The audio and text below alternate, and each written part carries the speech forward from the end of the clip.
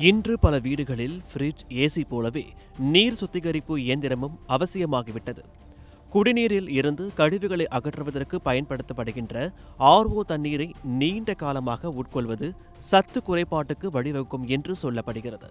ஆனால் RO filter சில மாசுகளை குறைக்கும் என்றாலும் நல்ல சத்தான உணவை பின்பற்றும் போது அது பெரிய உடல்நலக் குறைவை ஏற்படுத்தாது என்று நிபுணர்கள் கூறுகின்றனர்.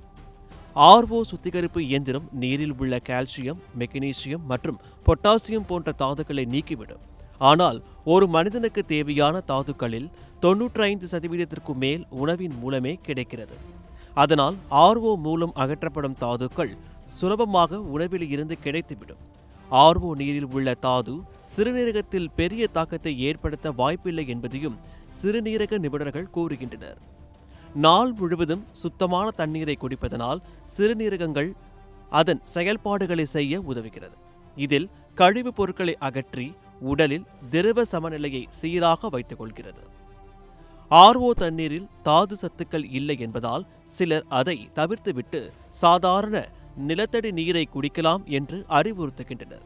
ஆனால் இயற்கையாக கிடைக்கும் நீரின் தரத்திற்கு ஆர்ஓ நீரின் பயன்பாட்டை உடனடியாக தவிர்ப்பது சாத்தியமற்றது.